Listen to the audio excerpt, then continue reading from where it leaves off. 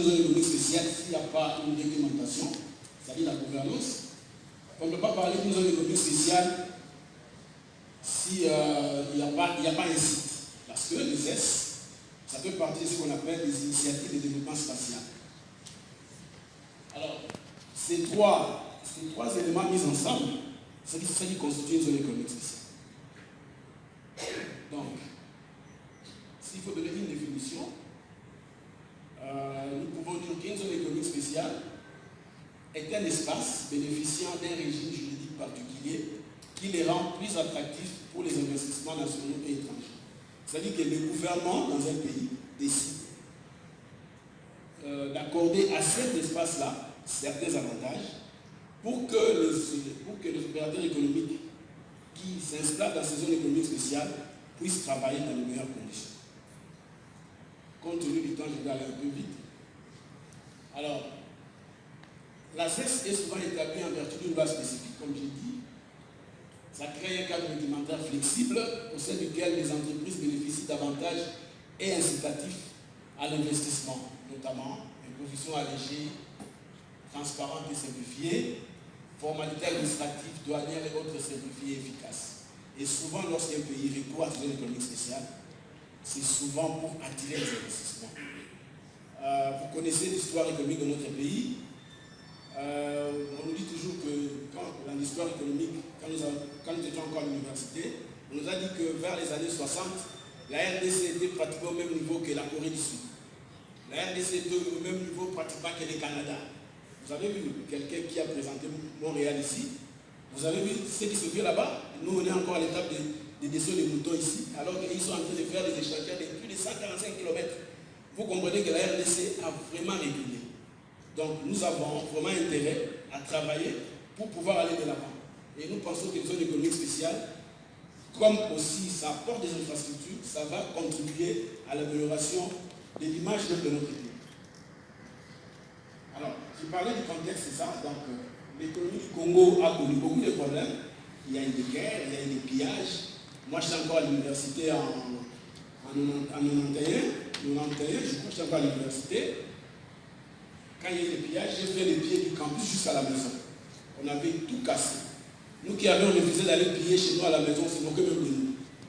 On disait, pourquoi vous n'êtes pas parti? Nous nous disons, mais on ne peut pas aller piller parce que nous sommes détruire notre pays. Parce que recréer la confiance auprès des investisseurs, ce n'est pas facile.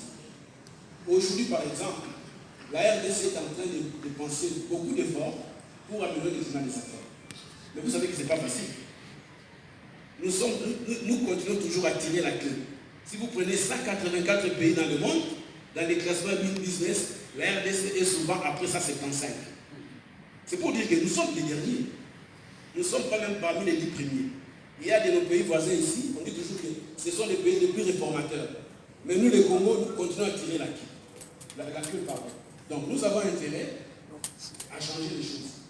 C'est dans ce contexte-là que le gouvernement, en 2007, à l'époque c'était le feu Premier ministre Zenga paix à son âme, parce qu'en fait c'est lui qui avait écrit à la Banque mondiale pour que la Banque mondiale nous assiste dans l'implémentation d'un programme de zone économique spéciale. Et ça a été confié au ministère de l'Industrie pour pouvoir faire ça. Et en 2009, on avait mis en place un comité de pilotage pour les zones économiques spéciales. On avait mis en place, avec la Banque mondiale, une cellule pour suivre ça. C'est ce qu'on appelait la CASES. Nous avions travaillé à la CASES comme coordonnateur à l'époque. Et il fallait, comme j'ai dit au début, il fallait avoir un cadre réglementaire.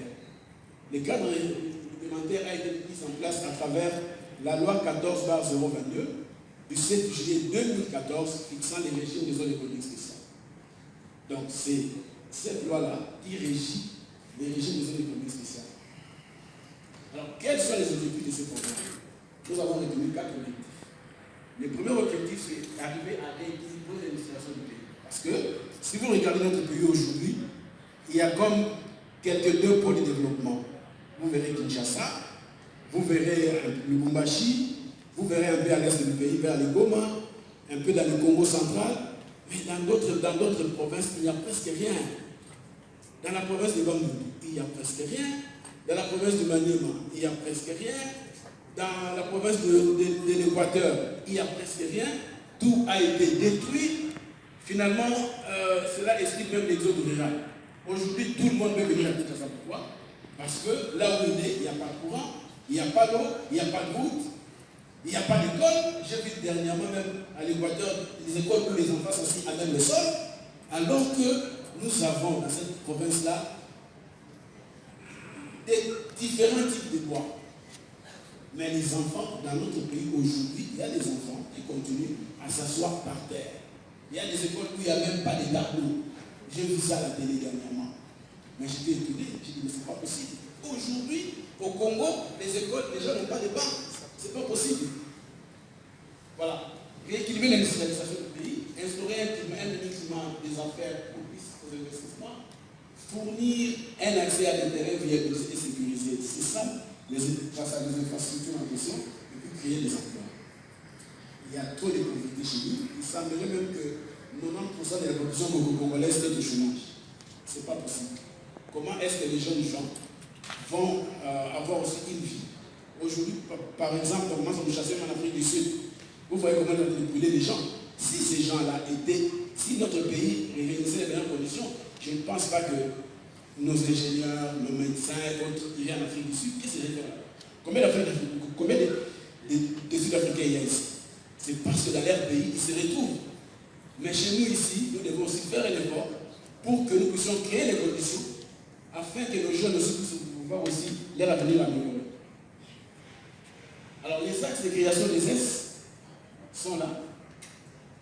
Quand on était parti au Parlement, il y avait un parlementaire qui avait même dit que les Congos étaient cessés quand il avait vu ça. Parce que c'est pratiquement tout le pays, de l'Est à l'Ouest. Il y a des corridors qui sont déjà tenus. Il y a même des types d'industries que nous avons déjà ciblés. Donc il est maintenant question que nous puissions servir notre travail. Donc là, ça concerne vraiment tous les pays. Il n'y a aucune province, en tout cas, qui est doublée parce que ces axes-là concernent plusieurs provinces. Vous voyez? À l'ouest, au centre, au sud, à l'est et au nord. Maintenant, parlant de la gouvernance des S, comment ça va se faire dans les zones économiques spéciales? J'ai dit au départ, il y a d'abord comme chapeau, il y a la loi sur les zones économiques spéciales. Là, ce n'est pas les cadres, c'est des codes douaniers. Je crois que la personne qui a écrit la commune, c'est des codes douaniers. Parce que vous savez, nous avons un code douanier dans ce pays. Un code douanier. Il y a les mesures d'application de la loi sur les zones économiques spéciales, notamment les décrets, en vertu de l'article 6 de la loi sur les zones économiques spéciales. Parce que, à l'article 6 de la loi 14/022, il dit que l'administration des zones économiques spéciales relève d'un établissement public. Donc l'ASES est un établissement public créé en vertu de cette loi, dont la mission essentielle est d'assurer l'administration, la régulation, les contrôles ainsi que les suivis des activités ayant trait à l'aménagement et à la gestion des zones économiques spéciales à travers le pays. Donc, dans toutes les provinces, à Kinshasa, partout, c'est l'agence des zones économiques spéciales qui est la structure du gouvernement qui est chargée de faire le suivi et le contrôle des zones économiques spéciales. C'est vrai, en tant qu'agence du gouvernement, nous dépendons d'un ministère. Notre ministère de tutelle, c'est le ministère de la Justice.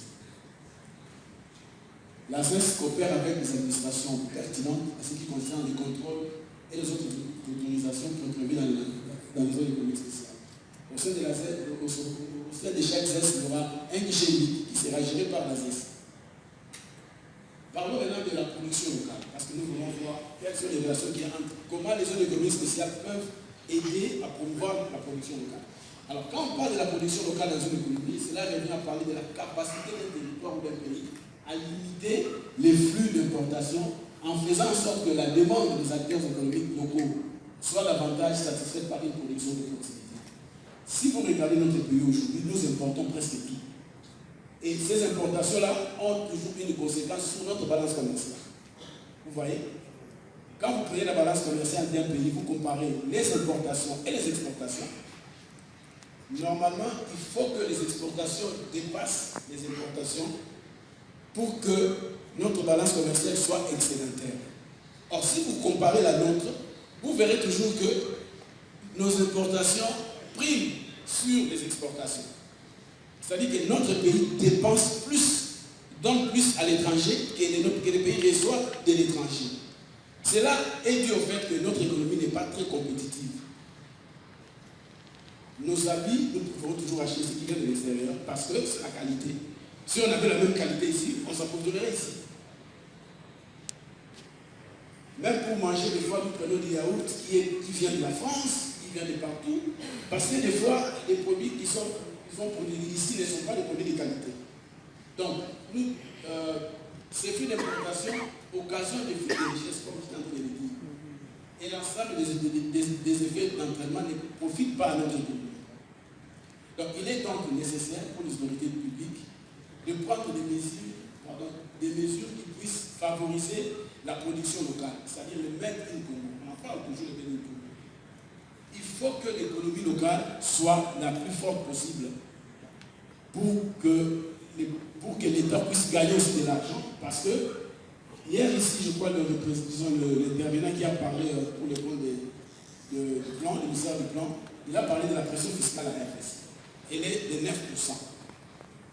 La pression fiscale est de 9%. Et il a de la fête à renseigner en disant quelle est l'assiette de cette pression fiscale. C'est vrai, on dit que notre pression fiscale est faible, parce qu'il semble qu'en Afrique, ça doit être au moins 20%. Mais chez nous, c'est 9%. Mais ces 9%-là est assis sur quoi? Le ministre de l'Industrie, en parlant ici, il a dit que nous avons seulement 144 entreprises industrielles. Imaginez-vous, un pays comme la RDC, avec plus de 2 millions de kilomètres carrés de superficie, nous n'avons que 144 entreprises industrielles. C'est honteux. C'est vraiment honteux. Donc, nous avons intérêt à promouvoir l'industrie. Et cela passera par la mise en place d'une politique industrielle. Nous devons avoir une politique industrielle qui favorise la production locale. Et je suis content parce que le nouveau gouvernement, j'ai suivi le programme du Premier ministre, il a parlé de ça. Il y a eu beaucoup de tentatives pour mettre en place une politique industrielle, mais les choses ne sont toujours pas marché. Mais on espère que cette fois-ci au moins, avec la volonté affichée par le Premier ministre, nous pensons que les choses marcheront. Et il a même parlé de pôle de développement. Parce qu'en parlant de pôle de développement, ça réagit ce que nous sommes en train de faire. Pourquoi l'industrie? Parce que l'industrie n'est pas un secteur que le pays gagne beaucoup, surtout en termes de valeur ajoutée. C'est pourquoi, en parlant de l'industrie locale, nous devons faire un effort pour que dans notre politique industrielle, nous puissions favoriser le développement dans les différentes filières. Vous voyez, c'est quand on développe les filières que l'économie va aussi se développer. Alors, comment les ES peuvent contribuer dans la promotion de la production locale? Nous disons que pour que les ES contribuent dans la promotion de la production locale, nous avons retenu 4 conditions. La première condition, c'est que nous devons d'abord continuer à améliorer les climats d'affaires dans son ensemble. Parce que toutes les entreprises de la RDC ne développent pas dans les zones économiques spéciales. Parce qu'il y a des conditions pour être dans une zone économique spéciale. Mais si au niveau de l'ensemble du territoire national, il y a les meilleures conditions, je crois que les entreprises déjà, au niveau du territoire national, vont évoluer dans des conditions les meilleures qui permettront à ce qu'elles puissent produire, elles puissent gagner de l'argent, que l'État va gagner de l'argent et que tout le monde va mener ses économies. Donc, la bataille que le gouvernement est en train de mener par rapport à l'amélioration du climat des affaires, c'est une bataille qui doit être soutenue. Malheureusement, ce qu'on remarque souvent, c'est qu'au niveau de nos administrations, il y a trop de blocages, malheureusement. Apparemment, nos administrations ne coopèrent pas. Comme elles ne coopèrent pas, souvent, les différentes démarches pour améliorer les choses aussi, ça bloque. Parce que les fonctionnaires ou les agents de l'État préfèrent rencontrer des opérateurs comme ça, les demandeurs des documents, des choses comme ça. Au lieu que les choses se passent de manière vraiment normale, on doit voir quelqu'un parce qu'il faut demander de l'argent, des choses comme ça. Non. Et nous continuons à soutenir les combats des chefs de l'État contre la corruption. Il faut que la corruption soit bannie pour que nous puissions aller de l'avant. Deuxième chose, il faut renforcer les capacités de nos entreprises en matière de normalisation. C'est très important. Hier, on a parlé ici, je crois même qu'il y a un intervenant hier ici qui a parlé sur des liaisons, des choses comme ça. Il faut améliorer les conditions de travail de nos entreprises en matière de normalisation, de métrologie, de toutes ces choses-là. Nous les négligeons des fois. Parce que vous savez, dans les commerces internationaux, on parle souvent des obstacles techniques au commerce. C'est ça les obstacles techniques au commerce. Aujourd'hui, par exemple, on nous dit que nous sommes dans la ZCAF, la zone de libre-échange africaine. C'est vrai. Mais vous voulez exporter un produit, mais on doit vérifier la qualité de ce produit. Est-ce que ce produit répond aux normes? On peut nous dire que nous pouvons exporter en Europe ou en Belgique ou en France. À un certain moment, nous avons participé dans les négociations des accords de partenariat économique avec l'Union européenne. Moi, j'étais expert. Les pays africains ont demandé la première chose, que l'Union européenne les aide dans le développement. Les normes, la méthodologie, des choses comme ça. Mais pourquoi jusqu'à aujourd'hui ces accords-là, le Congo n'a jamais signé? C'est parce que nous nous disons, si nous signons ces accords-là, qu'est-ce que nous allons amener en Belgique? Qu'est-ce que nous allons amener en Europe? Il n'y a rien, parce que nous ne trouvons pas les normes. Nous travaillons sans normes. Même les normes que nous avons souvent, ce sont des normes qu'on importe. On a une commission sur les normes, c'est une commission qui ne marche pratiquement pas. Vous voyez? Donc, il faut renforcer les capacités des autres entreprises en matière de normes. Il faut travailler avec la Fédération des entreprises du Congo. Il faut travailler avec la Copemeco et les autres qui encadrent ces entreprises-là pour que ces entreprises-là viennent et qu'on puisse les former en matière de normes. Sinon, ce sera très compliqué. Troisième élément, c'est qu'il faut promouvoir les relations entre les entreprises qui seront dans les zones économiques spéciales et les entreprises qui seront dans le reste du pays. Pourquoi nous le disons? C'est-à-dire que nous devons donner à des zones économiques spéciales les statuts de zones franches. Souvent, quand on parle de zones franches dans ces pays, les gens ont peur. Parce qu'ils pensent à la zone franche. Non, ce n'est pas ça. Ce n'est pas la zone franche. C'est-à-dire quoi? Quand nous parlons d'une zone franche, la zone franche, c'est quoi en fait? C'est un territoire, nous prenons un pays comme le Congo, prenons ce que nous sommes en train de faire aujourd'hui à Mali, un cas pratique. Parce que nous sommes en train de créer une zone économique spéciale à Mali. Si nous donnons à notre zone économique spéciale les statuts de zone franche, c'est-à-dire quoi? Les entreprises installées dans la zone de Mali, quand elles vont acheter au niveau de l'économie locale, les entreprises pour les entreprises de l'économie locale, c'est comme une exportation. Parce que la zone économique spéciale, c'est un territoire donné. Par rapport à l'économie nationale, les produits qui viennent du reste du pays vers la zone économique spéciale sont considérés comme des exportations. Or, vous savez que dans nos pays, les exportations, on ne paye pas les droits par rapport à ça. C'est-à-dire, les entreprises de l'économie locale qui auront à vendre au niveau des entreprises qui sont dans les zones économiques spéciales vont bénéficier. Pourquoi? Parce qu'elles vont exporter sans payer les droits. Vous voyez? Ça va faire que les entreprises situées dans les zones économiques spéciales vont chercher à s'approvisionner au niveau de l'économie locale parce que c'est une production de proximité. Au lieu d'attendre des produits qui viennent d'ailleurs, si c'est des produits qui sont manufacturés au niveau de l'économie locale, ce sont des produits de qualité. Parce que la plupart des entreprises qui viennent des zones économiques spéciales ce sont des entreprises internationales qui travaillent sur base des normes de qualité. Si ces entreprises-là travaillent aussi en faisant la qualité, ils ont déjà débouché dans la zone économique spéciale. Et les entreprises des zones économiques spéciales, quand ils vont exporter des produits issus des zones économiques spéciales, vont se les exporter sans payer les droits. C'est-à-dire que l'économie locale, c'est-à-dire que l'économie de la RDC va bénéficier à deux niveaux. Et au niveau des entreprises de l'économie nationale et au niveau des entreprises qui sont dans les zones économiques spéciales. C'est pourquoi nous disons qu'il faut que nous puissions donner à nos zones économiques spéciales aussi des statuts de zones franches. Nous avons essayé un peu de faire, de passer en revue les législations des différents pays qui nous entourent même. Nous avons remarqué que la plupart de ces pays-là, ils ont des zones franches. Vous pouvez comprendre qu'une firme comme Volkswagen va s'implanter dans un pays quelconque ici en Afrique. Un pays, la cible, ce n'est pas le marché de ce pays-là. La cible, ce sont les marchés des autres pays. Mais en produisant dans la zone économique spéciale, ces entreprises-là vont bénéficier du fait que nous sommes dans une zone de libre-échange. Ils vont exporter sans payer les droits. C'est ce que nous, les Coréens, nous ne comprenons pas.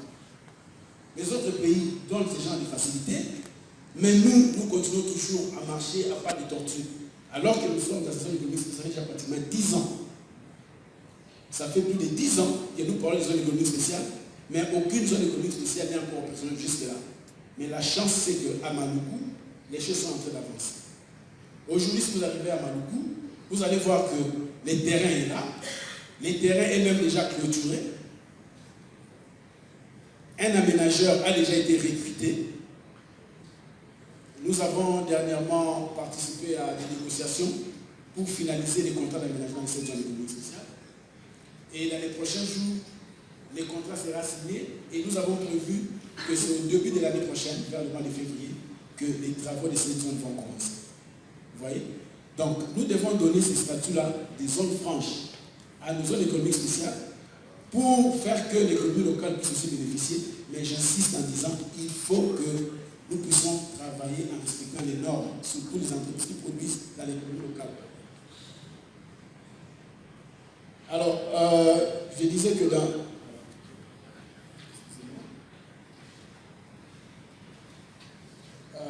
donc ça c'était pour promouvoir les relations entre les entreprises des aides et les entreprises de l'économie locale. Dans les différents contrats d'aménagement, il faut aussi que nous imposions la sous-traitance à ces entreprises qui sont dans les zones économiques spéciales. C'est très important. Nous avons déjà une loi sur la sous-traitance. La loi existe. Il y a même une agence qui a été créée aussi. Il faut que cela soit appliqué. Enfin, j'ai déjà parlé de ça, c'était les zones franches, je crois que j'ai parlé de ça. Donc, nous pensons que si ces conditions sont réunies, c'est-à-dire si, premièrement,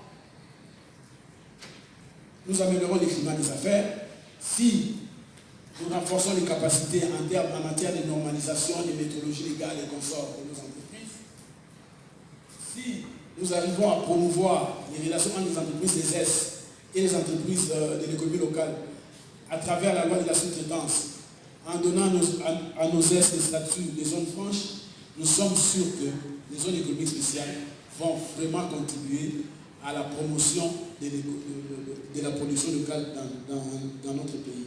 J'ai dit, je vous remercie.